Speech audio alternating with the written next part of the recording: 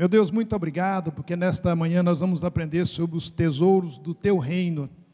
Nós estamos aqui para buscar as coisas do Senhor e não as coisas do mundo. Se nós assim fizermos, buscar as coisas do Senhor, o Seu reino, as outras coisas o Senhor vai acrescentar. Usa nesta manhã o pastor Carlos Vilela para ministrar aos nossos corações aquilo que o Senhor tem preparado. Que o Senhor nos dê entendimento, nos dê fé para colocar em prática tudo aquilo que o Senhor vai falar conosco nesta manhã, em nome de Jesus. Amém. A paz do Senhor Jesus a todos. Tudo bem aí com vocês? Tudo tranquilo? Animados para um domingo abençoado? Coisa boa, né? É bom ver vocês aqui, pastor Silvio estava falando, é bom, né, ver uma sala, né, como essa, uma sala de gente instruída, né, de gente que gosta de instrução, de gente que gosta de aprender coisas novas. Isso é muito bom, nós estarmos aqui juntos. É uma pena que às vezes pela quantidade de tempo e às vezes pela dinâmica, né, das ministrações, a sala às vezes assim fica difícil de trocar os comentários necessários, né? Às vezes você fica com vontade de fazer alguma pergunta, mas às vezes quando a gente cede as perguntas, aí vai gerando muita entre os próprios alunos, e aí às vezes cria alguns embaraços que não são bons. Mas se você tem dúvida, se você tiver alguma dúvida no seu coração a respeito daquilo que se fala aqui em cima, porque nem sempre nós somos, as nossas palavras são capazes de estar atingindo, às vezes, todos os corações, da maneira como, às vezes, nós pensamos, porque, às vezes, nós pensamos de uma maneira e, às vezes, colocamos as palavras, às vezes, que não chegam a todos os corações como devem ser. Mas, se você tem alguma dúvida, no final, você quiser passar, quiser me perguntar, quiser escrever, quiser fazer alguma coisa, passar e-mail, você tem liberdade, tá certo? O importante é você sair daqui e com seu coração pleno de que não ficou dúvida nenhuma, que teve um aprendizado, tá certo?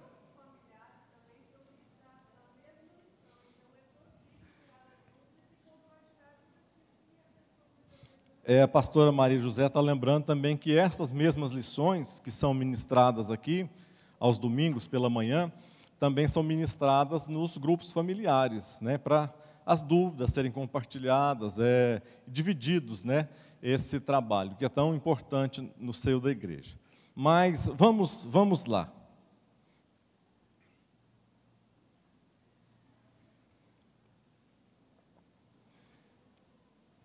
Nós estamos na lição de número 8. Hoje nós vamos estar falando sobre os tesouros do reino de Deus. Eu coloquei aqui uma introdução, que está na revista, que diz o seguinte: os cristãos são ensinados a considerar as riquezas materiais do ponto de vista de sua transitoriedade. Diga comigo, transitoriedade. E ele complementa dizendo que elas passam, acabam e podem ser roubadas.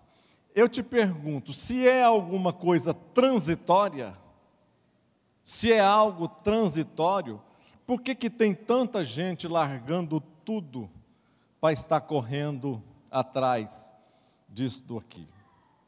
Por que tem pessoas que têm abandonado as suas próprias convicções de fé para estar correndo atrás de riquezas aqui na terra? Por que tem pessoas que têm abandonado as suas próprias famílias, têm deixado os filhos em segundo plano, têm deixado a esposa em segundo plano, têm deixado o marido em segundo plano, para que eles possam colocar o coração nas riquezas aqui desse mundo? Esse ajuntamento de tesouro aqui na terra ou no céu sempre foi o que dividiu os corações das pessoas.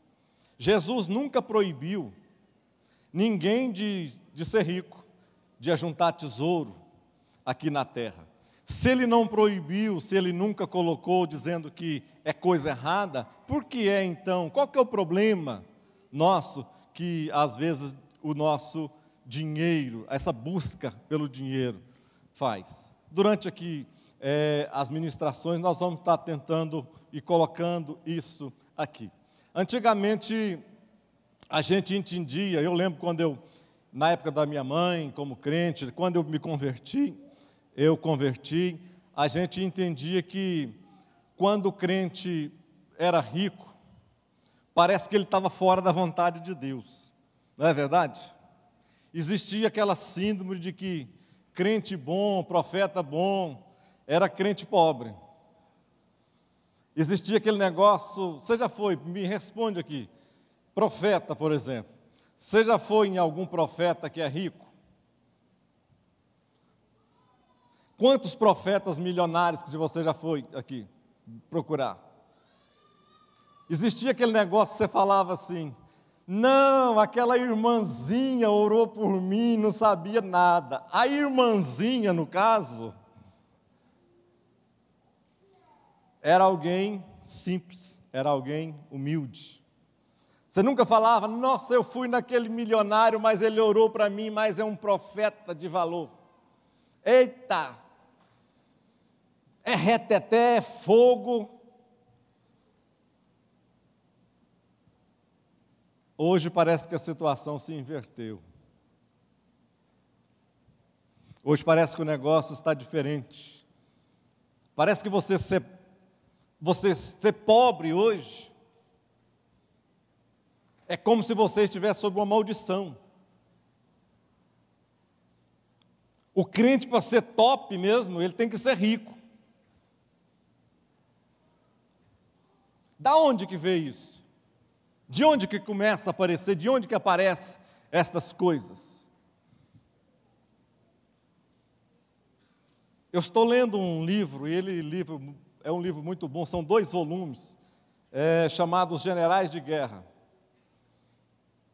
Os Generais de Guerra. Ele fala mais ou menos sobre coisas, e o que me chamou a atenção, e talvez dá até para colocar alguma coisa aqui para nós compartilharmos.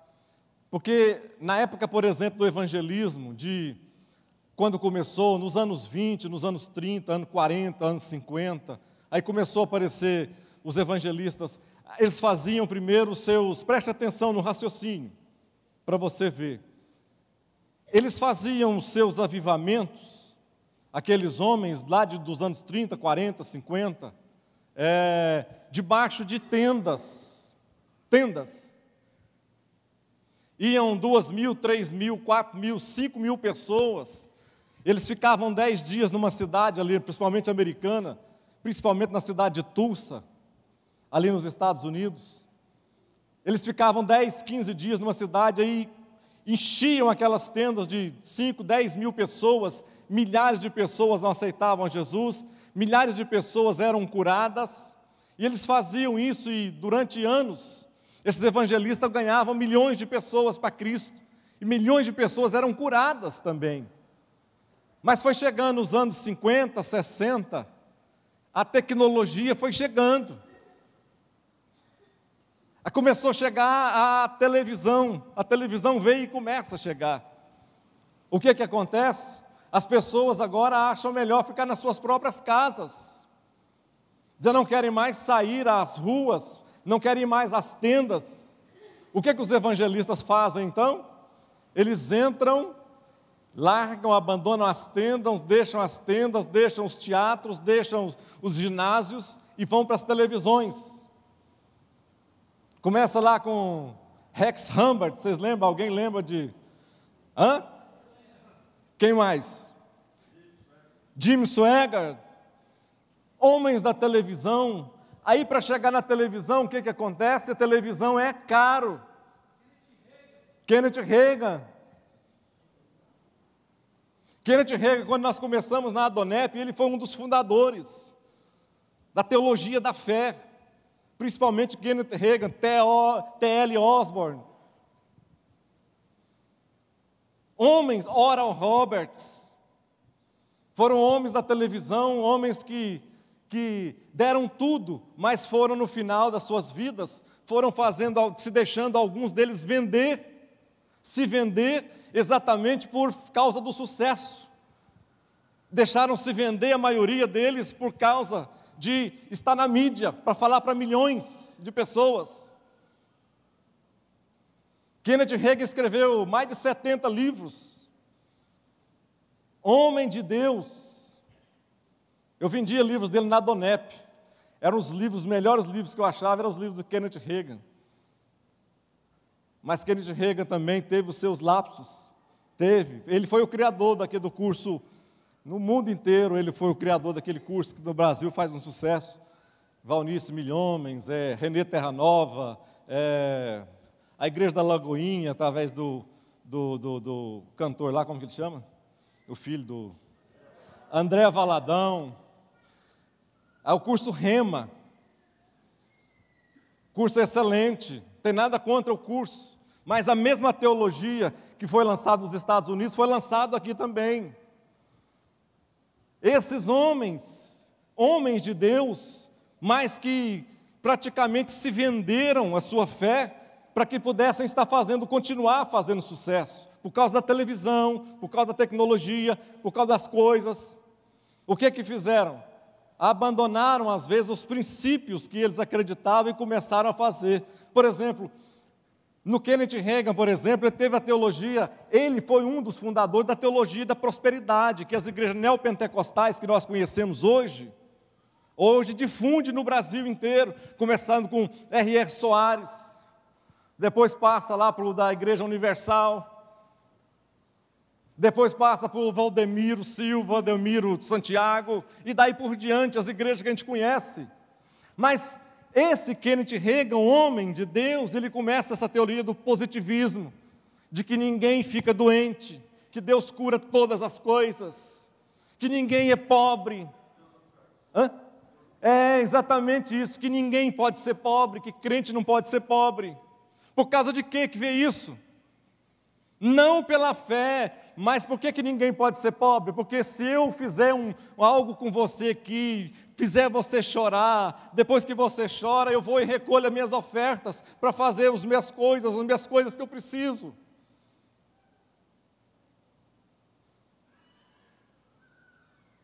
Eu lembro que lá na Adonep, foi o nosso crescimento tremendo na Adonep, mas faziam ofertas lá com o apóstolo, oh meu Jesus amado, a vaidade vai chegando, Mor Cerulo, obrigado pastor Salmo, porque todas as convenções, pastor Salmo, quem não sabe, pastor Salmo, pastora Cássia, foram os que nos ganharam para Jesus, através da Adonep. Então, se tem alguma coisa que a gente não pode se esquecer, é de quem nos ganhou para Jesus, de quem nos fortaleceu na fé e de quem continua a ombrar conosco. Isso nós nunca podemos nos esquecer da nossa vida. Então, nos tempos ali da Adonep, tinha vezes que exatamente Mor Cerulos foi um desses homens que nos finais dos anos 60, 70, foi um dos homens que fizeram os maiores sucessos na mídia, mas isso aí tudo precisa de dinheiro. No Rio de Janeiro, no centro de convenções. Teve dias ali, eu olhava, eu era novo na fé, eu falava, gente, como é que esse povo dá tanta oferta? Nós participávamos de 11, 12 reuniões, toda reunião, 1, 2 ofertas. Eu falava, eu não vou dar oferta não, Deus me livre, um trem desse.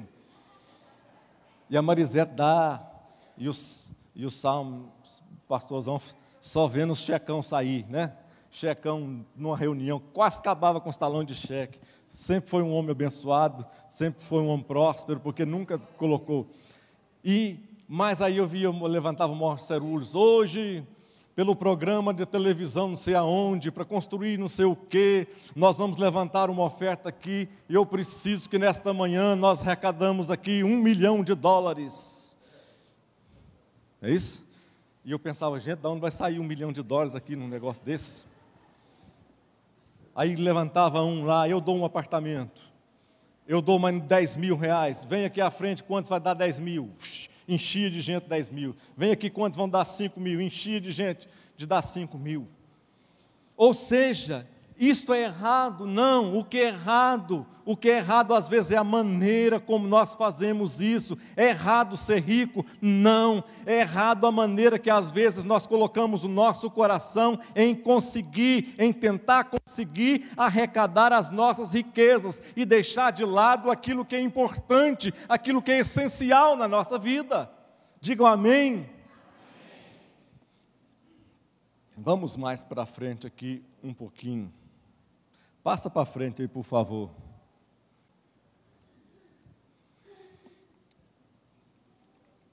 Ponto 1, o lugar de se ajuntar tesouros. Uma vez que encontramos o verdadeiro tesouro para com Deus, é lá mesmo que devemos investir toda a nossa vida. Diga comigo, investir toda a nossa vida. E ele diz aqui, vai juntando tesouros no céu. O famoso pastor americano, Martin Luther King, ele tem uma palavra que ele diz, ele dizia uma palavra, o seguinte, ele dizia assim: na minha vida eu consegui muitas coisas, mas todas as coisas que eu consegui com as minhas próprias mãos, eu as perdi, mas todas as que eu coloquei nas mãos de Deus, elas continuam comigo até hoje. Às vezes nós exatamente isso, o lugar onde nós ajuntamos tesouros. Aqui está falando nesse texto, aqui ele fala de duas, em Mateus 13, de 44 a 46, ele fala de duas parábolas de Jesus falando sobre dinheiro. Ele fala na primeira parábola que existia um homem que estava cavando ali uma terra alheia, a terra não era dele, ele estava arando a terra. E quando ele estava arando a terra, ele se depara com um tesouro escondido. Ou seja, a terra não era dele. Ele não estava procurando tesouro. Ele não estava atrás de tesouro nenhum. E a parábola diz que ele vai, aquela terra como não era dele, ele guarda o tesouro novamente e vai, vende tudo o que possuía e vai e compra aquela terra. Pastor, mas a terra não é dele, por que ele não devolveu? Porque antigamente, as pessoas com medo às vezes de assaltantes, de ser assaltados, as pessoas com medo dos bandidos, com medo de perder aquilo que ia conseguindo durante a sua vida, muitas delas transformavam aquilo em moedas, às vezes de ouro, e escondiam aquilo em terrenos, escondiam em seus campos, para que um dia elas pudessem voltar e buscar. Mas algumas delas, durante esse tempo, vinham a morrer. Às vezes os familiares nem sabiam que ele tinha escondido um tesouro. Aquelas pessoas morriam e o tesouro ficava no chão. Aqui nessa parábola que Jesus está ensinando aqui, nessa primeira parábola, a pessoa não estava procurando um tesouro. O que isso fala para nós? Às vezes nós, como crentes, o reino de Deus, às vezes a maioria de nós nunca foi atrás de um tesouro, não estava procurando. Às vezes a maioria de nós, filho de crente, às vezes a maioria de nós só simplesmente começamos a ler um testemunho, como nos livros da Adonep, que a gente tinha os livrinhos dos testemunhos, né? A revista A Voz, que tinha lá 4, 5 testemunhos de vida, que deixava nos consultórios, nos lugares médicos, em ambientes que as pessoas sentavam e começavam a ler. Muitas delas pegavam uma revista daquelas e começavam a ler, se identificavam com aquilo e encontravam o tesouro que procurava nas suas vidas. O vazio existencial das suas vidas era encontrado. Mas elas nunca estavam procurando, nunca procuraram, mas encontraram.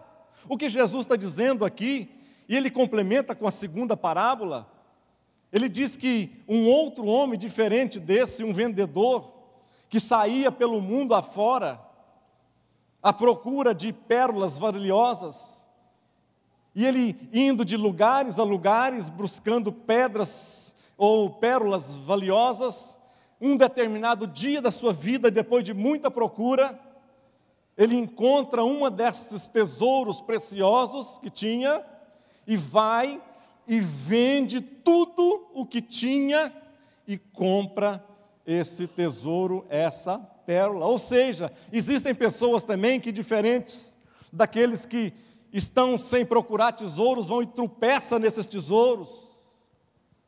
Existem pessoas que, como eu, talvez como você, que ficavam procurando os tesouros em diferentes lugares, procurando tesouros em catolicismo, espiritismo, em macumbaria, procurando tesouro em positivismo, em tantas as coisas, mas nunca encontra. Mas depois de muita procura, o meu maior tesouro que eu lembro foi encontrado depois disso, que eu já contei aqui algumas vezes para algumas pessoas aqui, foi que depois de uma vida sem sentido, uma vida vazia, uma vida sem graça, uma vida que tinha perdido o sentido, um dia que eu li no muro, lá perto da minha casa, li Mateus 11, 28.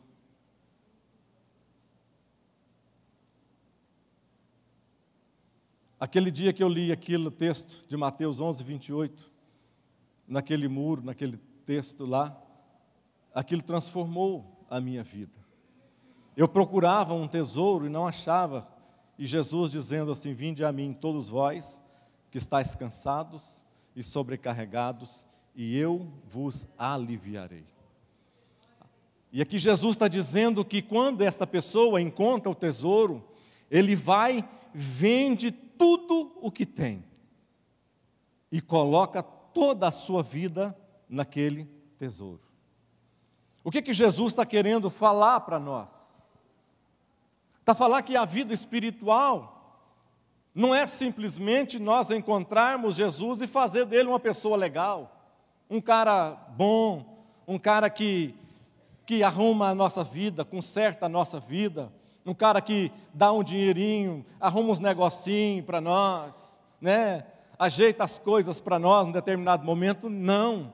O que Jesus está dizendo aqui é que quando na nossa vida, na nossa busca, na nossa procura por algo que preencha a nossa vida, quando nós encontramos esse valor, nós vendemos tudo, ou seja, as outras coisas agora não têm mais a importância, porque aquilo que nós encontramos é aquilo que vai trazer a nossa própria e verdadeira felicidade, é aquilo que nós precisamos, é aquilo que nossa alma almeja. Está em Cristo Jesus, o maior tesouro que nós temos. Então nós temos que investir todas as coisas nele, porque nele nós podemos ser mais do que vencedores em Cristo, porque é Ele que nos chama.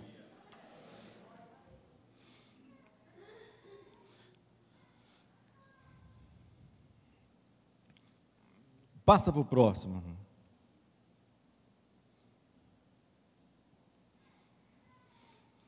1.2, qual tesouro nós devemos olhar?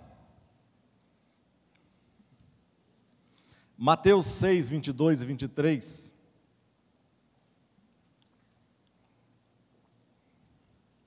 Diz assim: a candeia do corpo são os olhos, de sorte que, se os teus olhos forem bons, todo o teu corpo terá luz. Se, porém, os teus olhos forem maus, o teu corpo será o quê? Tenebroso. Os olhos, nossos olhos, revelam o que há no íntimo de cada pessoa. Você já reparou isso? Quando você está triste, os seus olhos revelam a sua tristeza. Por mais que você tenta sorrir, os seus olhos ainda revelam a tristeza que está lá no seu coração. Quando você tenta mentir, enganar alguém, talvez a maioria das pessoas não conseguem olhar nos olhos das outras e falar uma mentira olhando olho no olho. Por quê? Porque os olhos não conseguem esconder. O que Jesus está dizendo aqui, outra parábola, ele está dizendo que a candeia, ou seja, o que é a candeia? É aquilo, eu coloquei uma figura de uma candeia ali. Lá no Salmo,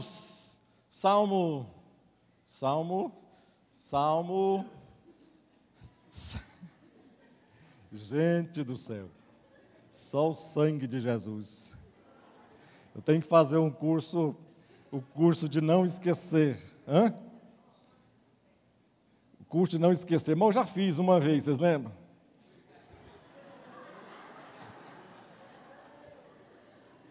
Eu fiz o curso de memorização, para aqueles que não sabem. Eu fiz o curso de memorização durante 4 dias, 4 horas por dia. No último dia de pegar o diploma, estava indo bem, tranquilo, decorando assim, tipo, nome de 30, 40 pessoas, você olhar para os nomes assim, decorar, pegar uma página, você pegar uma página, ler uma página inteira, por exemplo, de um livro em tipo 30 segundos, você conseguir colocar os olhos numa página e focar e decorar essa aqui. Eu tinha conseguido isso, o curso de memorização. Cheguei no último dia para pegar o diploma e estou despedindo do pastor sobrinho, mas do pastor, um outro pastor que estava comigo, lá, tá bom, tchau, tchau, tchau. Aonde que eu pus meu carro?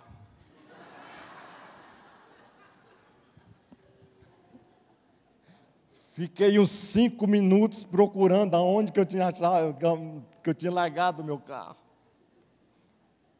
Não adiantou muito. Mas o salmista diz que lâmpada para os meus pés é o quê? É a tua palavra. A candeia é aquele instrumento ali, ó. É um instrumento que tem um pavio que é colocado. À noite, às vezes, as pessoas andavam nas ruas. Por que o salmista está dizendo lâmpada para os meus pés? Às vezes, nos caminhos escuros, as pessoas amarravam algum tipo de coisa nas pernas, para que elas pudessem, assim que elas davam um passo, aquilo refletia um pouquinho à frente, refletia e refletindo, e elas conseguiam caminhar na total escuridão. Do contrário, elas não conseguiriam de maneira alguma. Então o salmista está dizendo que a palavra de Deus é como se fosse lâmpada para os nossos pés. A maneira que nós vamos caminhando, os caminhos vão sendo, ou seja, descortinados, a luz vai nascendo, e a gente vai começando a conhecer. Quando ele está dizendo que a candeia do corpo são os olhos, a candeia é aquele negócio ali que tem um pavio. Mas um pavio somente, se você colocar um fogo no pavio, ele fica somente fumegando, ou seja, saindo fumaça. Não adianta nada. Ele não realiza o propósito pelo qual ele foi criado. Mas lá no fundo, se você reparar, tem um bojo, onde que as pessoas colocavam nesta candeia, eles colocavam azeite. Então, com o azeite, que simboliza a presença do Espírito Santo na nossa vida, nós, sem o Espírito Santo, nós somos como essa candeia. Uma candeia sem o azeite, uma candeia que somente fumega, uma candeia que somente faz fumaça e não traz luz a lugar nenhum. É assim um homem que não se envolve com o Espírito Santo, e na sua vida a luz de Deus não é vista pelas pessoas. É assim a pessoa que caminha, às vezes, em completa escuridão, mesmo pensando que conhece a Deus. Por que Jesus está dizendo que se os teus olhos forem bons, todo o teu corpo terá luz? Tem pessoas que elas conseguem olhar determinadas coisas e extrair as melhores possíveis. Me veio na mente agora um texto, não sei se foi Monteiro Lobato, é um texto muito divulgado, quem gostava disso, era um pastor que eu tinha de falar sobre isso. Acho que é Monteiro Lobato, que alguém falou que queria vender um sítio. Alguém falou que queria... Machado, foi um dos escritores. Falou que gostaria de vender um sítio, só que o sítio dele, ele tinha cansado do sítio. Aí pediu para ou Monteiro Lobato ou Machado de Assis redigir um texto que ele colocaria de fazer um anúncio. E eles redigiram o texto, né? Vende-se um sítio onde o sol brilha, e foi falando coisas, os pássaros cantam, e tal, e foi descrevendo aquele sítio, que o cara, quando olhou o anúncio, falou: o quê? Eu não vou vender um sítio desse aqui de jeito nenhum. Assim, às vezes, é a nossa vida. Às vezes, tem pessoas que conseguem captar o seu olhar, tira coisas boas aonde você não consegue enxergar, mas os olhos delas conseguem enxergar coisas boas. A Marisete conseguiu enxergar em mim coisa boa.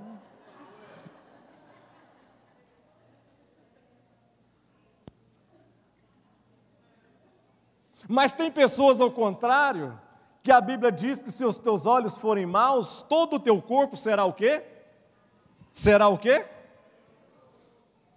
Tenebroso. Tem pessoas que só vê coisa ruim. É o que Jesus está dizendo. Ele olha para determinada coisa, não vai dar certo, nunca deu e nunca vai dar. Eu já fiz assim, não deu certo. Eu já conheço, não vai dar. A pessoa fala assim: não, mas a pessoa é gente boa. A outra olha para ele assim, ele tem 99,9% de coisas boas. Mas a pessoa olha para ele e bota assim aquele, sabe, onde você vê só a manchinha preta, negra, e fala assim: eu sei, mas ele tem assim, você já viu quando ele tira caca do nariz?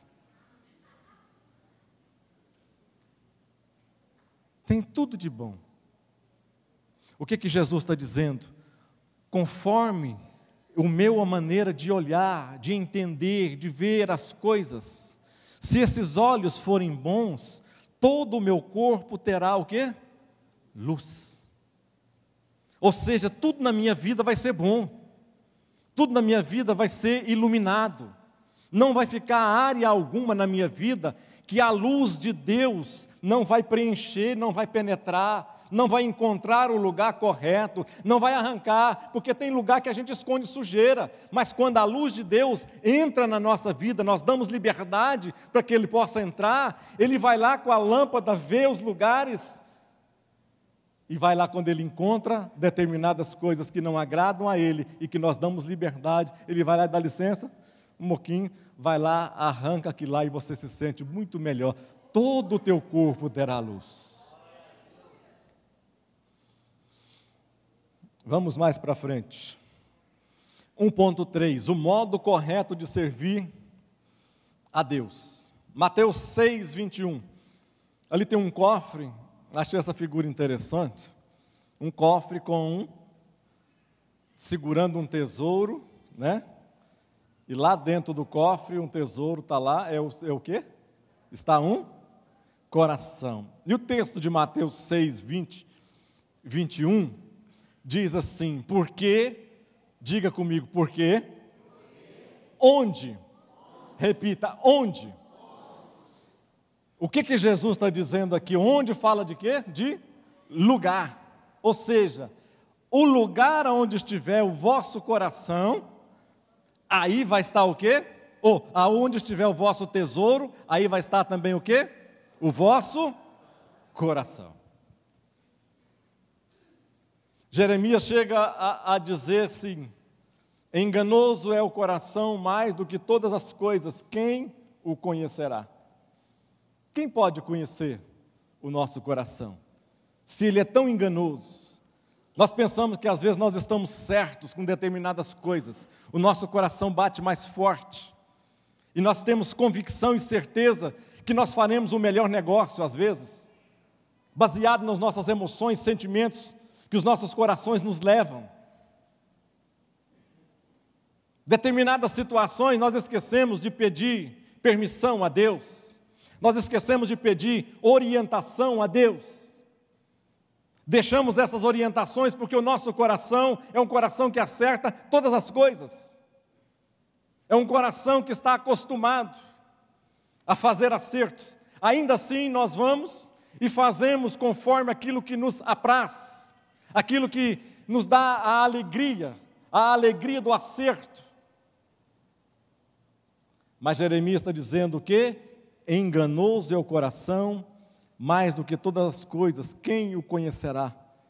Ele diz, ele complementa dizendo assim: eu sou o Senhor, que sonda o coração e examina a mente, para recompensar a cada um, segundo a sua conduta, de acordo com as suas obras. As nossas obras são os nossos tesouros. Onde está o seu coração? Lugar. Que lugar que está o seu coração? Aqui ele está dizendo, onde estiver o vosso tesouro, aí também estará o vosso coração. Eu te pergunto uma coisa, se riqueza não é pecado, rico pode entrar no reino dos céus? Hã? Sim ou não? Rico entra no céu? Jesus está falando aqui, quão difícil é para os que confiam nas riquezas entrar no reino dos céus. É mais fácil passar um camelo pelo fundo de uma agulha do que entrar um rico no reino dos céus.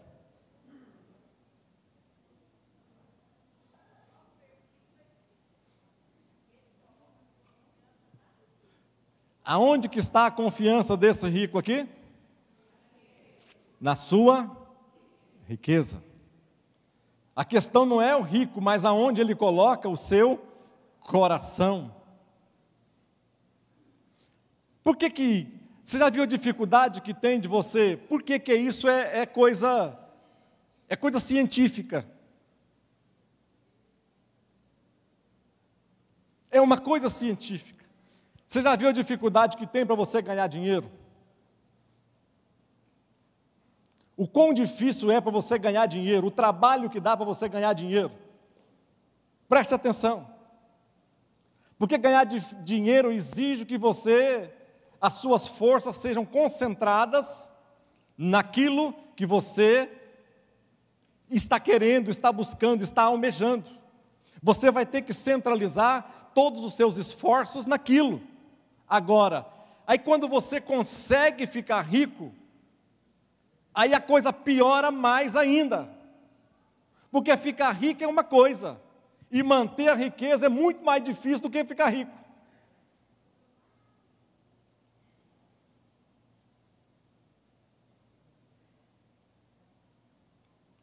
Por que a maioria dos ricos, eu vou explicar, depois logo disso aqui eu vou explicar, para você não sair daqui com dúvida, e nem me julgando. Por que a maioria dos ricos que nós conhecemos não são usados em dons? Não são usados poderosamente por Deus.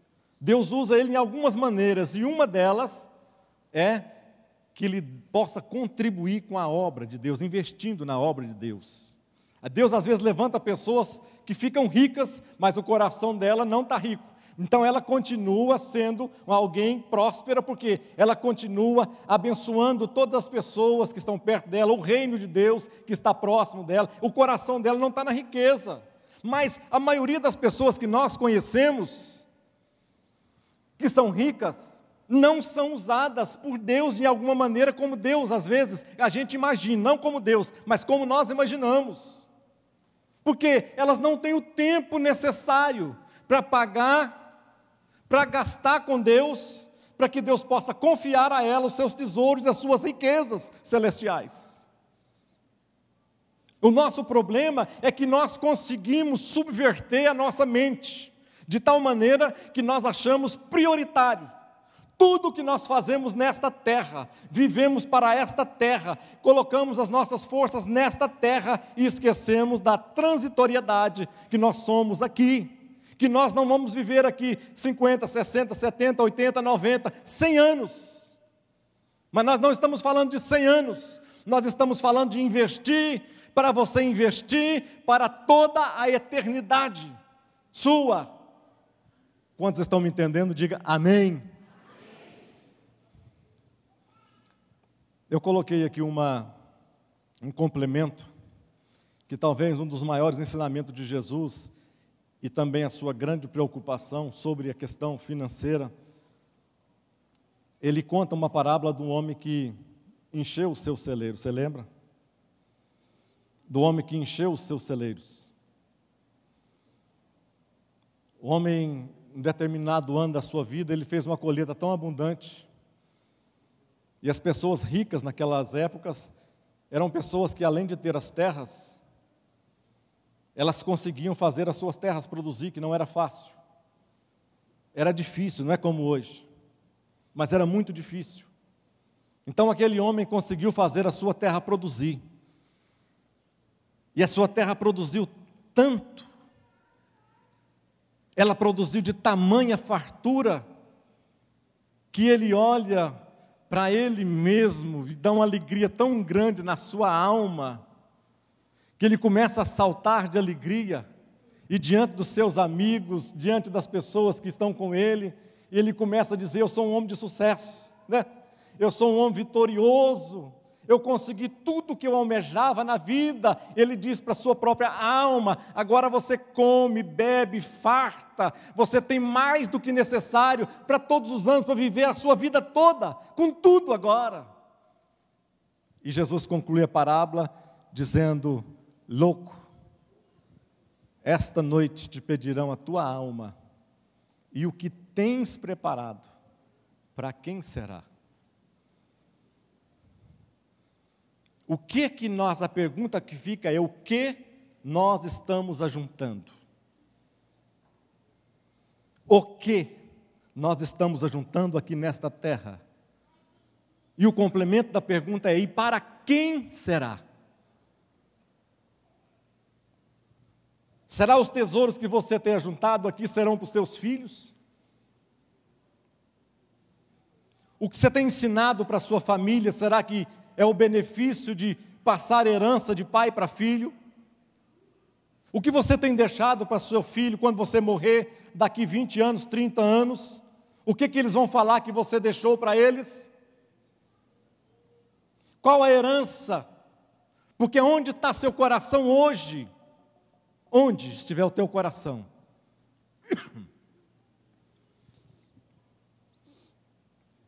Para quem nós estamos fazendo isso? Próximo, sobre ansiedade, o tesouro da fé versus ansiedade. A proibição da ansiedade. Mateus 6, 25 diz: não andeis cuidadosos quanto à vossa vida, pelo que haveis de comer ou que haveis de beber, nem quanto ao vosso corpo, pelo que haveis de vestir. Não é a vida mais do que o mantimento, e o corpo mais do que o vestuário? O que é a ansiedade? O que é a ansiedade? Alguém pode definir a ansiedade para mim? Ansiedade é o quê? É você sofrer por antecedência, não é isso também? É você ter medo daquilo que provavelmente pode vir a acontecer, de bom ou de ruim. Pode ser de coisa boa também, porque às vezes você fica tão ansioso, porque você está esperando uma coisa boa.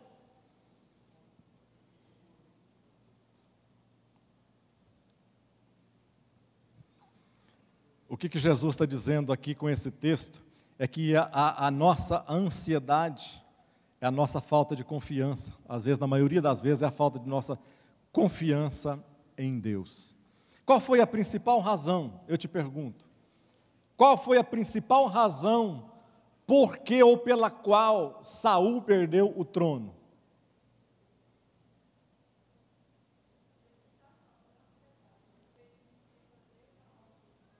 Qual foi a maior motivação pela qual Saul? Muitas pessoas falam mal de Saul, não tem que falar mal de Saul. Saul não foi uma pessoa ruim, assim. Saul não foi escolhido aleatório. Saul não foi escolhido pela multidão. Saul foi escolhido pelo dedo do próprio Deus. Deus quem escolheu Saul. Mas por que Saul perdeu o seu trono para Davi? Se Saul tivesse completado o plano de Deus na vida dele, Davi não teria assumido o trono, não, de maneira alguma. A história de Davi seria outra. Mas Saul perdeu o seu trono, e a partir do momento que ele perde o trono, a Bíblia diz que Deus sai em busca de outro para colocar no seu lugar. Aí é que entrou Davi na história.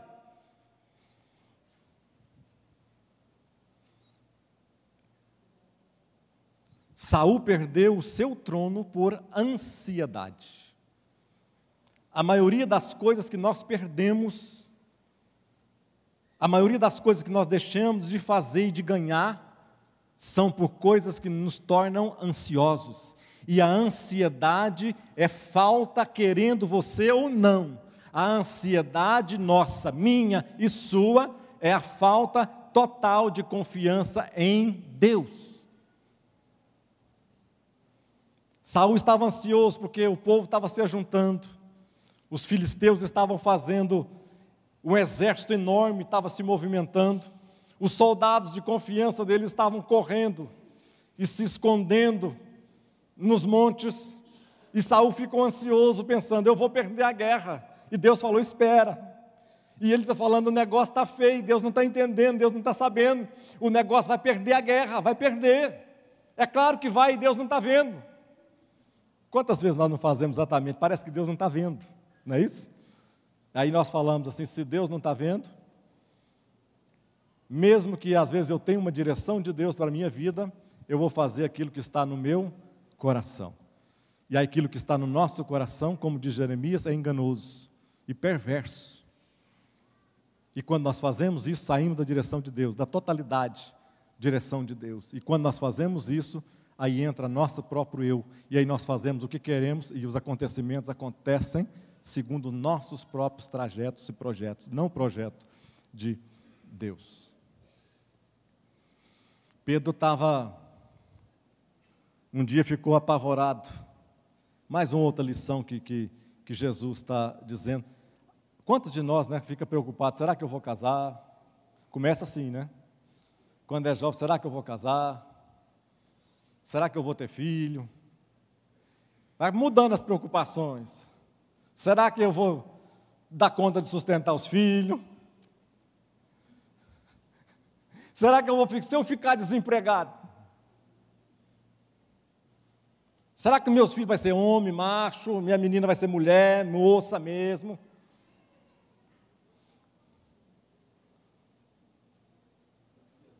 Ansiedade. Gente, o meu filho não chega, minha filha, o cara tem 30 anos de idade. Está demorando a chegar em casa. Até agora não chegou, já são 11 horas da noite.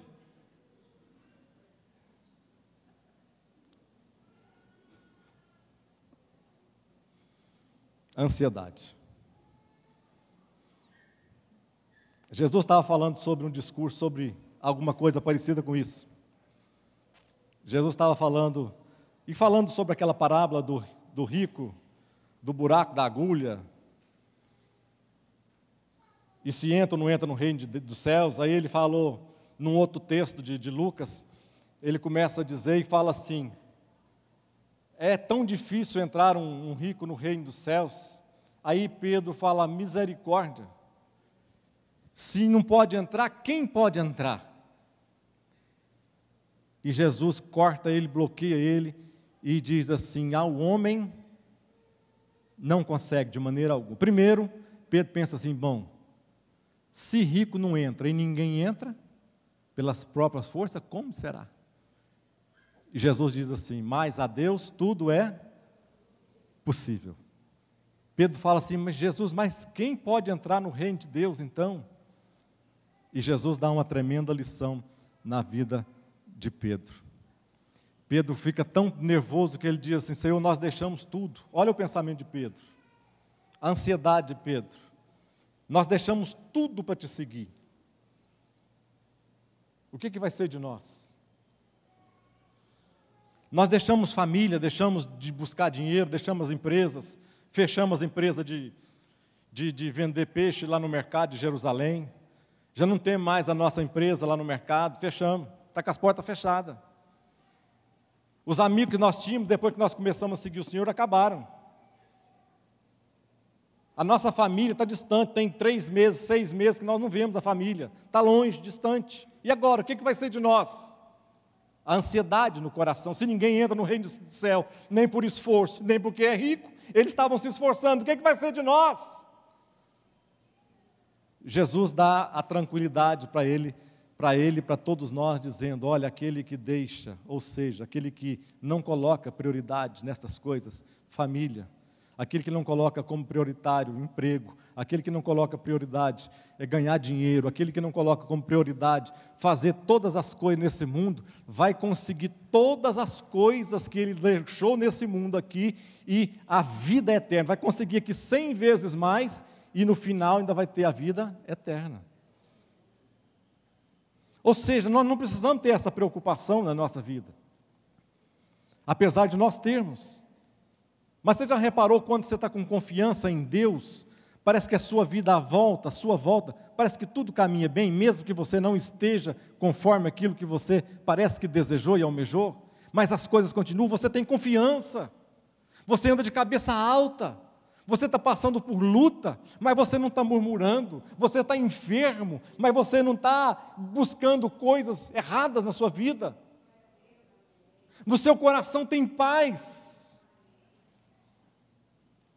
Próximo, e nós vamos encerrar. Sim.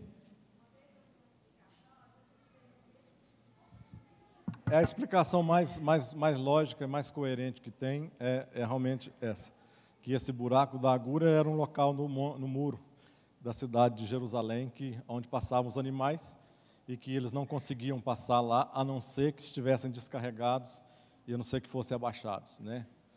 Então, aqui está falando de... Eu coloquei aqui praticamente um estudo, como diz a Cássia aqui. Nesse texto aqui eu coloquei praticamente um estudo aqui. Eu vou deixar para outra hora, para a gente falar sobre essa cura de ansiedade. Aqui está dizendo que, olha a pessoa, você se identifica com essa mulher com as 2 mãos na boca, roendo as unhas, desse jeito? Saber lidar com as preocupações se tornou uma característica desejada, porque a ansiedade foi relegada ao posto de vilã do mundo moderno.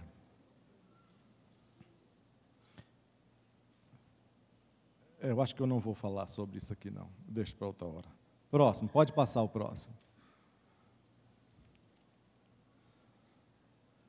O tesouro versus ansiedade. O que priorizar nessa vida? Não vos inquieteis pelo dia de amanhã, porque o dia de amanhã cuidará de si mesmo, basta a cada dia o seu mal. O que Jesus quis dizer aqui, nisso aqui? Até na oração do Pai Nosso, Jesus fala, até na oração do Pai Nosso, ele nos ajuda a entender e a nós tirarmos esta ansiedade, esta inquietude.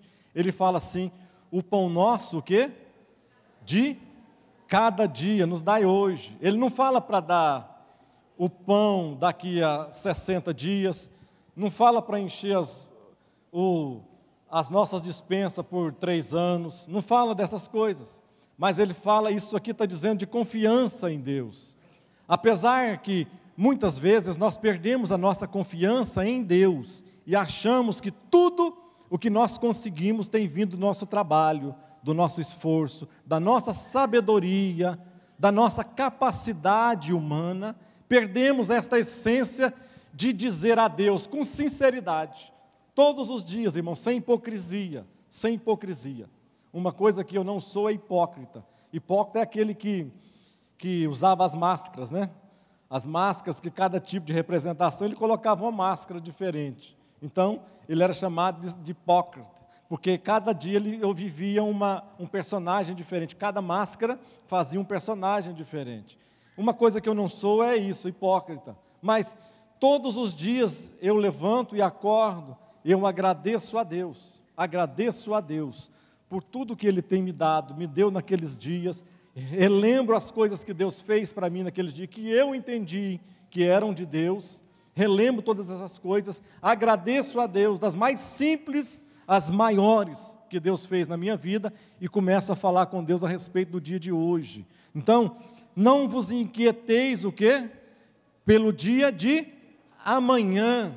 Quer um recado maior de que Deus, até lá no Antigo Testamento, irmãos?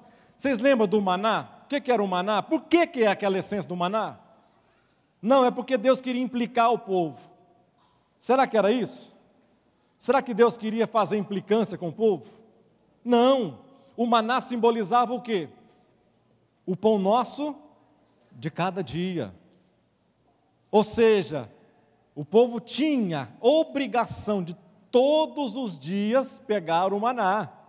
Todos os dias eles tinham que pegar. Porque se eles pegassem para 2 dias, no outro dia ele apodrecia. Ele só não apodrecia no sábado, porque é uma ordem de Deus. Ou seja, a nossa vida, o nosso cotidiano, irmão, das coisas simples. Imagina aquela porta simples que Deus está abrindo para você. Aquilo lá pode você agradecer, porque é porta aberta por Ele na sua vida. Se não fosse Ele, outro entraria no seu lugar. Outro entraria no seu emprego. Ah, pastor, mas eu acabei de perder o emprego. O senhor está falando em emprego, eu acabei de perder. Agradeça a Deus pelo emprego que você perdeu, porque Deus tem uma porta maior e um emprego melhor para você ser abençoado. Se você acomodasse naquele emprego, naquela empresa, naquele jeito fechado, Deus não teria como te abençoar mais. Agradeça a Ele por Ele com fé no seu coração. Vamos ficar de pé nesta noite, nesse dia, né? A gente acostuma pregar de noite. Imagina o gordinho querendo emagrecer. Ansioso. Você, Ricardo? Imagina o gordinho. A ansiedade do gordinho. Irmão, nada pessoal. O pastor já murchou a barriguinha ali.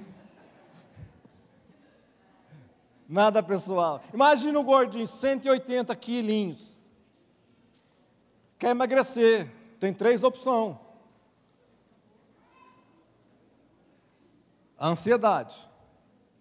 3 opções. Primeira opção, faz redução. Pouco sofrimento, resultado imediato. Aí vai depender do que é pouco sofrimento, entre aspas. Segunda opção, toma remédio, aqueles bombados, aqueles que te deixam loucão, doidão, mas você perde a fome. Andar direito você não anda durante o dia, fica zonzão, andando, tropeçando. Toma remédio, aquela remedieira, aqueles negócios, resultado mais ou menos médio, o sofrimento mais ou menos médio. Terceira opção, reeducação alimentar. Vai demorar. Vai demorar mais, mas os resultados é mudança de vida, é mudança de maneira de pensar, é metanoia, pensamento diferente. Pensamento, é isso que Deus quer quando Ele nos chama para fazer isso, Ele quer de nós, é uma reeducação alimentar.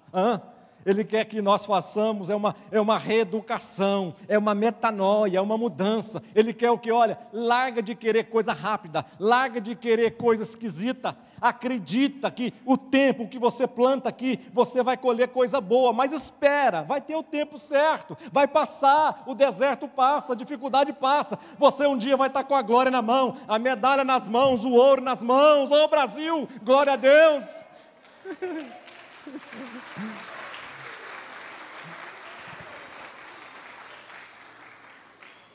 A Alemanha não volta, pronto.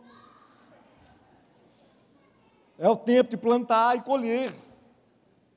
Não deu certo, mas deu pênalti, pronto. Levanta suas mãos assim para o céu. Os maiores tesouros que nós temos, ainda estão nas mãos daquele que pode nos dar todas as coisas.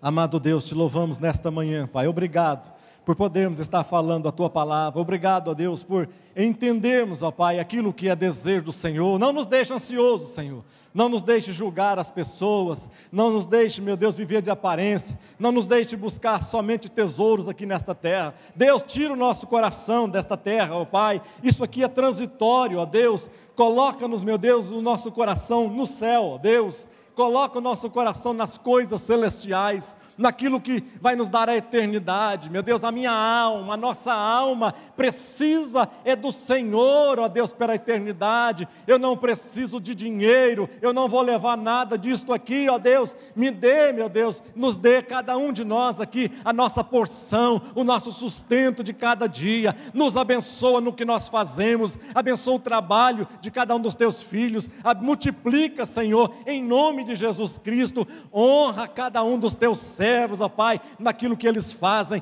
Abra portas, ó Deus, para aqueles que necessitam de portas estarem abertas. Tira toda a ansiedade do nosso coração, nos liberta, Senhor, do medo do amanhã, em nome de Jesus Cristo, porque nós confiamos no Senhor, que pode fazer todas as coisas, um Deus pessoal, um Deus que me ama, um Deus que nos ama, que se preocupa conosco. Em nome de Jesus nós te agradecemos, amém. Deus abençoe os amados irmãos.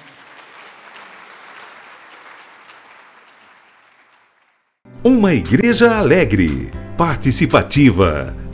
Todos os domingos, às 9 horas, um delicioso café da manhã e uma escola bíblica abençoada. Às 18 horas, culto da família. Segunda, às 14 horas, manancial feminino. Terça-feira, às 20 horas, homem de verdade e mulher ideal.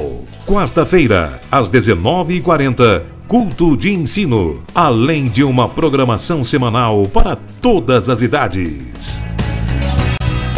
O nosso sonho é expandir o reino de Deus e chegar a todas as nações do planeta Terra.